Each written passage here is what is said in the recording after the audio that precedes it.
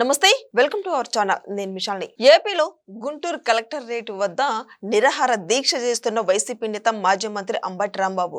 అసలు ఏం జరిగింది? ఎందుకు ఈ డ్రామాలకు తెరలేపుతున్నారు? ఇలాంటి అంశాలను చర్చించే స్టూడియోలో ఉన్నారు పొలిటికల్ అనలిస్ట్ శ్రీలీల గారు ఉన్నారు. వారిని అడిగి విషయాలను తెలుసుకునే ప్రయత్నం చేద్దాం. నమస్కారం మేడం. నమస్తే అమ్మా.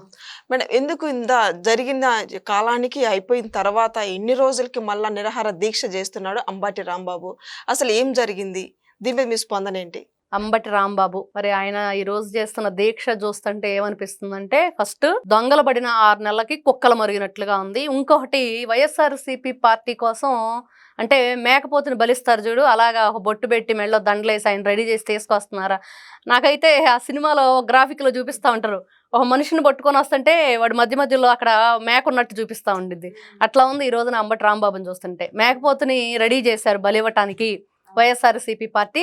ఒక కొత్త డ్రామాకి తెరలేపింది. ఇంకా అంబటి రాంబాబు గురించి చెప్పుకోవాలంటే చాలా ఉంది చాటభారతం. మీరు గతంలో చేసిన పనులకి, గతంలో అనిన మాటలకి మొత్తం వడ్డీతో సహా మళ్ళీ ఇంకా అప్పుడేం అయిపోలేదు.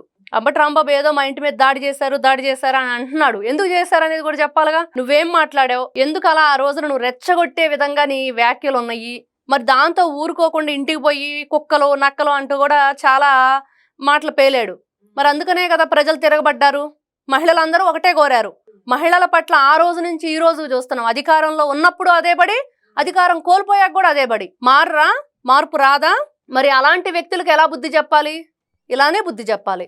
కాబట్టి అంబటి రాంబాబు గుర్తుపెట్టుకో, ఈ రోజున నా ఇంటి మీద దాడి చేశారు అంటున్నావు కదా, ఎన్ని రోజులైంది దాడి చేసి? మరి నిన్నెందుకు అరెస్ట్ చేశారు? ప్రజలు దాడి చేస్తే తప్పు ఎవరిది? ప్రజాస్వామ్యం అంటే ఏంటో ప్రజలు నిరూపించారు ఆ రోజున. అది గుర్తుపెట్టుకోవాలి. మహిళల పట్ల అసభ్యకరమైన వ్యాఖ్యలు వీళ్ళకి వెన్నతో పెట్టిన విద్య అయిపోయింది వైఎస్ఆర్సీపీ పార్టీ వాళ్ళకి. తల్లి లేదు, చెల్లి లేదు, నీ పార్టీ నాయకుడికి అసలు బుద్ధే లేదు. ఎవరిని ఏ విధంగా మాట్లాడాలి, ఏ విధంగా ప్రవర్తించాలనేది మర్చిపోయి బరి తెగించి కొవ్వు బట్టి కొట్టుకుంటున్నారు చెప్పాలంటే. ఈ రోజున మహిళలంటే ఏంటి? అమరావతి రైతుల్ని, మహిళల్ని వేసేల రాజధాని అన్నప్పుడు మరి ఇంకా మహిళలు సరిగ్గా ఆ రోజున వాళ్ళ ఉగ్ర రూపాన్ని చూపించలేదు. ఖచ్చితంగా. ఎందుకంటే మరి ఆ రోజున నాయకులు కానివ్వండి, అక్కడ ఉన్న పెద్దలు కానివ్వండి, శాంతి అని చెప్పి ఆపారు కాబట్టి ఆగారు. లేకపోతే మరోసారి నవరాత్రుల్లో కాళికా అమ్మవారు ఎలా ఉండిద్దో అలా చూపించేవాళ్ళు. ఒక కాళికాదేవి ఎలా ఉండిద్దంటే మరి రాష్ట్రం అంతా కాళికాదేవులు ఎలా ఉంటారో ఒకసారి మళ్ళీ రుచి చూడాలని ఉందా అంబటి రాంబాబుకి? మరి అంతే కదా. సీఎం చంద్రబాబు నాయుడు గారి మీద, లోకేష్ గారి మీద, పెంబసాని చంద్రశేఖర్ గారి మీద, వీళ్ళ ముగ్గురి మీద విమర్శిస్తూ మాట్లాడుతున్నారు. నేను వీళ్ళని వదలను, మా ఇంటి మీద దాడి చేసే వాళ్ళని ప్రతి ఒక్కరిని ఎవరిని వదలను అని వ్యాఖ్యలు చేస్తున్నారు. దీని మీద మీ స్పందన ఏంటి? వాళ్ళు ఏం చేశారు? పెమ్మసాని గారు ఏం చేశారు మధ్యలో? పెమ్మసాని గారి పేరెందుకు? ఈ రోజున పెమ్మసాని గారు ఆ మధ్య విన్నాం పదే ఈ ఎవరైతే ఈ జగన్మోహన్ రెడ్డి గారి గురించి కానీ, ఈ అంబటి రాంబాబు, ఈ వైఎస్ఆర్సీపీ పార్టీ వాళ్ళ గురించి ఆయన చెప్తున్నాడు. ఈ విధంగా గతంలో చేశారు, ఇప్పుడు మీకు 11 వచ్చినాయి, అయినా కూడా మీరు ఈ విధంగా మాట్లాడుతున్నారని. కానీ అసలు పెమ్మసాని చంద్రశేఖర్ గారు వీళ్ళ మాటలు లెక్క కూడా చేయరు. అసలు పట్టించుకోవాల్సిన అవసరమే లేదంటారు ఆయన. ఎందుకంటే ఆయన హోదాకి, ఆయన హుందాతనానికి, ఆయన చేసే రాజకీయానికి వీళ్ళకి ఎక్కడా కూడా సంబంధమే లేదు. నక్కకి నాగలోకానికి ఉన్నంత తేడా ఉంది. గుర్తుపెట్టుకోవాలి. పదే ఆయన పేరెత్తి వీళ్ళ పొరు వీళ్ళే తీసుకోవటం. మరి అంతే కదా. ఆయన అసలు లెక్క చేయట్లేదు. చాలా సందర్భాల్లో చాలా వీడియోలు ఉన్నాయి. నేను అసలు పట్టించుకొని మీ మాటలు, అసలు సమాధానం చెప్పాల్సిన అవసరమే లేదంటున్నారు.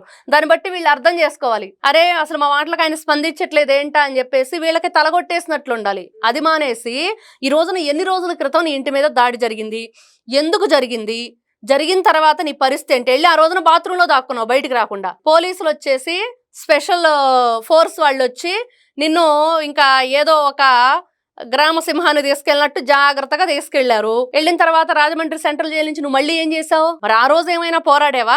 ఆ రోజు ఏమైనా నీ దీక్షని మరి మొదలు పెట్టావా? కాదు కదా.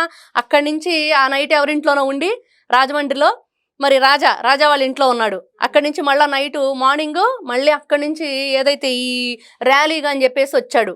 మరి అప్పుడు గుర్తుకు రాలేదా వీళ్ళ మీద నేను నిరసన తెలియజేయాలని? అంటే ఈ రోజున ఎవరి స్క్రిప్ట్ ప్రకారం నువ్వు ఈ కార్యక్రమాన్ని మొదలుపెట్టావు? దేనికోసం మొదలుపెట్టావు? ఎవరు ఈ డ్రామా ఆడిస్తున్నారు? ఎందుకు ఆడిస్తున్నారు? దీని వెనక ఎవరు కుట్ర పన్నుతున్నారు? ఈ రోజున వాళ్ళకి ఏం చెయ్యాలో అర్థం కాక ఇలాంటివన్నీ కూడా ఈ గుంటనక్క జిత్తులు మారి వేషాలన్నీ వెయ్యాలి. ఏ విధంగా రాష్ట్రాన్ని ఏదో ఒక విధంగా ఏమంటారు, ఈ అసాంఘిక కార్యకలాపాలకు తెరలేపాలి. అనే ధ్యేయంతోనే వీళ్ళు చేస్తున్నారు తప్పించి వీళ్ళకంటూ ఒక పరువు, వీళ్ళకి అసలు ఉంటేగా పరువు అంటే, పరువు ప్రతిష్టలు ఉన్నవాళ్ళు, మానం మర్యాద ఉన్నవాళ్ళు ఎవరు కూడా ఒక గౌరవ సభలో, ఒక నిండు అసెంబ్లీలో 151 మంది ఎమ్మెల్యేలు ఉన్నారు. ఎంత గౌరవంగా ప్రజాస్వామ్యాన్ని కాపాడుకుంటూ ప్రజలకు అండగా నిలబడుతూ ఉండాల్సిన మీరు ప్రజల హక్కుల్ని కాలరాశారు, ప్రజల సొమ్ముని దిగమింగారు. మీరు ఈ రోజున ఆ రోజున చేసిన వాటికి ఈ రోజున శిక్ష అనుభవిస్తున్నారు. అవన్నీ మర్చిపోయి ఈ రోజున నిజంగా ఆయన ఇంట్లో జరిగిన కార్యక్రమానికి ఈ రోజున చేస్తున్న దీక్షకి ఏమైనా సంబంధం ఉందా? ఎవరు పట్టించుకుంటారు? ఈ రోజు నువ్వు చేసిన తప్పు, నువ్వు మాట్లాడిన మాటలు నీచాతి నీచమైన నికృష్టమైన భాష మాట్లాడాడు అంబటి రాంబాబు. అవన్నీ మర్చిపోయి నారా లోకేష్ ఏం చేశాడు, నారా చంద్రబాబు నాయుడు ఏం చేశాడు, పెమ్మసాని చంద్రశేఖర్ ఏం చేశాడు? ఇప్పుడు వాళ్ళ మీద ఏంటి నీకు కక్ష? అంటే ఈ రోజున ఎవరైతే నీ ఇంటి మీద దాడి చేశారో, నువ్వు ఏం మాట్లాడితే చేశారో ఎవరో కూడా ఇప్పుడు తట్టుకోలే. ఇప్పుడు నువ్వు ఆ రోజున జగన్మోహన్ రెడ్డి స్వయంగా మా వాళ్ళకి బీపీలు వచ్చినాయి అన్నాడు. ఈ రోజున నారా చంద్రబాబు నాయుడు గారి కానీ, పెమ్మసాని చంద్రశేఖర్ కానీ, లేకపోతే నారా లోకేష్ గారు కానీ వీళ్ళెవరు చెప్పలేదే జనాలకు బీపీలు వచ్చినాయి, అందుకనే వాళ్ళ హైపర్ టెన్షన్ అంతా నీ మీద చూపించారని చెప్పలేదు కదా, ఎవరు మాట్లాడలేదు. ఇలాంటివి చేయటం కరెక్ట్ కాదు. కాకపోతే ప్రజలు మరి సహనాన్ని కోల్పోతాం. ఎందుకంటే వీళ్ళు ప్రతిసారి మహిళల్ని చాలా అసభ్యకరమైన పదజాలంతో మాట్లాడటమే కాకుండా, సారీ చెప్పకుండా, ఏదో పొరపాటును నేను అనకూడని మాట అన్నాను, నేను వెనక్కి తీసుకుంటున్నాననే మాట మాత్రం ఎప్పుడు ఉండదు. వీళ్ళ ఛానల్లో వేసేల రాజధాని అని చెప్పినప్పుడు కేఎస్ఆర్ నవ్వాడు కదా, ఆ రోజు కూడా ఆ మనిషి వెనక్కి తీసుకోలేదు. ఏం చేయాలి? వీళ్ళని ఏ మెట్టితో కొట్టాలి? మీరు మహిళలు అంటే అంత ఇదిగా ఉందా? మీ నాయకుడికి విలువ లేదు, మీకు విలువ లేదు, ఒక గౌరవం లేదు. వీళ్ళ గౌరవ మర్యాదలు ఉన్న మనుషులే అయితే ఈ రోజున ఇలాంటి చీప్ ట్రిక్స్ పాలిటిక్స్ చేయరు. అధికారంలో ఉన్నప్పుడు మీరు ఏం చేశారో చూశారు. మీకు 11 ఇచ్చారు. ఈ రోజున నువ్వు 40 సంవత్సరాలు 30 సంవత్సరాలు నీ రాజకీయ జీవితం అంటే ఎన్నిసార్లు ఎమ్మెల్యే అయ్యావు, ఎన్నిసార్లు మంత్రి అయ్యావు? నువ్వేంటి, నీ జీవితం ఏంటి? సంజనా సుకన్య గురించి నువ్వు మాట్లాడిన ఆడియో కాల్స్ ఏంటి? అవన్నీ బయటకు వచ్చినాయి కదా. నువ్వు ఏ విధమైన రాజకీయం చేశావు? ఎందుకు ఈ రోజున మీ రాజకీయ జీవితం మరి పతనం అయిపోయింది? ప్రజలు ఎందుకు మిమ్మల్ని మట్టి గరిపించారు అనేది గుర్తు చేసుకోవాలి వాళ్ళు. అవన్నీ గుర్తు చేసుకుంటే ఇలాంటి మాటలు రావు. కాబట్టి ఈ రోజున ప్రజల్ని చంపేస్తాం, నరికేస్తాం, మిమ్మల్ని ఏదో చేస్తామంటే ఓటెయ్యరు. ప్రజాస్వామ్యాన్ని నిలబెడతాము, ప్రజలకు అండగా నిలబడతాం అంటేనే మా ఓటేస్తారు. అలాంటిది ఈ రోజున ఈ వైఎస్ఆర్సీపీ పార్టీ ఏదైతే ఉందో వీళ్ళకి ఒక నియమం కానీ, ఒక రూల్స్ కానీ అవన్నీ లేవు. అన్నీ తొంగలో దొక్కేశారు. అసలు ఆ పార్టీనే ఒకరి దగ్గర నుంచి లాక్కున్న పార్టీ. జగన్మోహన్ రెడ్డి ఆలోచన విధానం ఏంటి? ఆయన మరి జైల్లో ఎన్ని నెలలు ఉన్నారు, ఎన్ని సంవత్సరాలుగా బెయిల్ మీద ఉన్నారు, వీళ్ళ రాజకీయ చరిత్ర ఏంటి, వీళ్ళ రక్త చరిత్ర ఏంటి అని చెప్పుకోవడం కరెక్ట్ రాజకీయ చరిత్ర కన్నా కూడా. ఎందుకంటే వీళ్ళకి రాజకీయ చరిత్ర కన్నా రక్త చరిత్ర ఎక్కువ ఉంది. మరి అలాంటి రక్త చరిత్ర ఉన్న వీళ్ళు ఈ రోజున మరి కొత్తగా ఉంది. అసలు అంబటి రాంబాబు చాలా కామెడీ పీస్ అయిపోయాడు. మొన్న చూస్తే ఆ వీరమల్లో రాచమల్లో ఆయన వచ్చి పిచ్చి మాటలు మాట్లాడాడు, చాలా పిచ్చి మాటలు మాట్లాడాడు. అంతా నీకు అంటే కొవ్వు పట్టిందనే చెప్పాలి వీళ్ళకి.